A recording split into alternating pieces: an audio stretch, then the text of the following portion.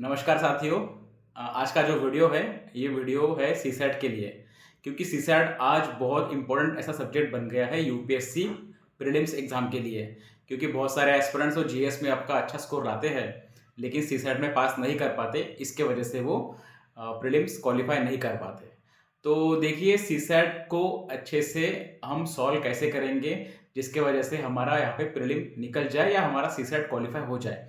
इसके लिए मैंने एक ट्रिक यूज़ की थी जो मुझे फ़ायदे की लगी, और ये मैंने भी मेरे एग्ज़ाम के वक़्त यूज़ की थी और मेरा स्कोर भी ठीक-ठाक आया था।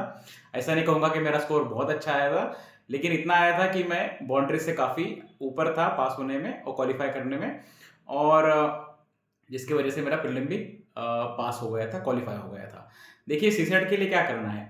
सबसे पहली बात तो सीसैट के लिए हमें ये देखना है कि पेपर एनालिसिस करना है। अगर आप देखोगे सीसैट में 80 क्वेश्चंस आते हैं, हर क्वेश्चन को 2.5 मार्क्स रहते हैं, तो इसकी वजह से वो 200 नंबर का पेपर होता है। अगर आप देखोगे 80 क्वेश्चंस में ये डिवाइड होता है 3 सब्जेक्ट्स में। 3 सब्जेक्ट्स मतलब रीजनिंग, मैथ्स और कॉम्प्रहेंशन। आप अगर देखोगे तो 26-27 जो नंबर के क्वेश्चंस हैं वो 26 क्वेश्चन है वो मैथ्स को रहेंगे, 26-27 रहेंगे रीजनिंग के लिए, और सिमिलरली 26-27 रहेंगे आपके इंग्लिश कॉम्प्रहेंशन के लिए। अब हमें करना ये है कि कोई भी 2 टॉपिक उठा लो या 2 सब्जेक्ट उठा लो। जैसे कि मैंने रीजनिंग और इंग्लिश कॉम्प्रहेंशन थोड़ा-सा मैंने स्ट्रॉन्ग किया था, जिसकी वजह से मैं दोनों मिला के 53 क्वेश्चन आराम से एग्ज़ाम में अटेम्प्ट कर पाया। अब जो बचा पार्ट है वो मैथ्स का, तो मैथ्स के 10 क्वेश्चन ऐसे रहते हैं कि जो कोई भी आराम से सॉल्व कर सकता है, अगर जिन्होंने थोड़ी-सी यूपीएससी के लिए सीसेट की प्रैक्टिस की होंगी। ना केवल मैथ्स की, रीजनिंग के भी कर सकते हैं और इंग्लिश के भी कर सकते हैं, डिपेंड आपने 2 सब्जेक्ट कौन से स्ट्रॉन्ग किए हैं उसके ऊपर डिपेंड है। तो अगर आप इस ट्रिक को यूज़ करोगे तो देखिए 2 आपके कोई भी सब्जेक्ट्स रहेंगे, जैसे कि इंग्लिश और रीजनिंग, जिसका टोटल क्वेश्चन होते हैं 53 और 10 क्वेश्चन रहेंगे मैथ्स के। तो टोटल मिला के आपने 80 में से 63 क्वेश्चन आप अटेम्प्ट कर पाओगे। और मुझे ऐसा लगता है कि अगर कोई भी एस्पिरेंट अच्छी पढ़ाई करके 63 क्वेश्चन अटेम्प्ट करता है तो वो आराम से सीसैट क्वालिफाई कर सकते हैं। आप इस ट्रिक को ऐसा भी कर सकते हो कि आप इंग्लिश और मैथ्स अच्छे से कीजिए, रीजनिंग या मैथ्स अच्छे से कीजिए, या इंग्लिश कॉम्प्रहेंशन या रीजनिंग अच्छे से कीजिए, ये आपकी चॉइस है।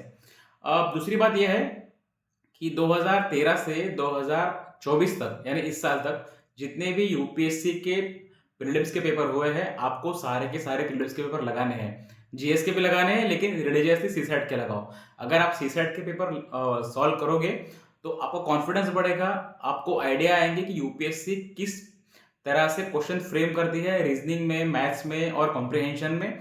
और आपको ये भी समझ में आएगा कि 2013 के बाद से धीरे धीरे यूपीएससी के सीसेट के पेपर में कैसे चेंजेस आएंगे। तो अगर मान लो 2025 के अटेम्प्ट में भी कुछ यूपीएससी ने चेंजेस लाए अपने सीसेट के पेपर में, तो आप उसके लिए भी रेडी रहोगे, अगर आपने 10 साल के पीवाईक्यू अच्छे से और सीरियसली अटेम्प्ट किए होंगे उसके लिए। तो मेरी बस ये 2 सलाह रहेंगी। एक सलाह तो जब जो मैंने पहले बताई है वो कि 2 सब्जेक्ट अच्छे से कीजिए, और दूसरी सलाह ये रहेंगी कि आप पिछले 10 साल के जितने भी यूपीएससी के पेपर्स हैं सीसैट के सारे अटेम्प्ट कीजिए। अगर आप ये 2 सलाह फॉलो करोगे तो मुझे उम्मीद है कि आपको सीसैट में इतना स्कोर तो आ ही जाएगा कि आपको दिक्कत नहीं जाएँगी, कि या आपको टेंशन नहीं रहेगा कि मेरा सीसैट निकलेगा कि नहीं निकलेगा। आपका सीसैट निकलेगा और आपको ठीक-ठाक नंबर भी आ जाएँगे।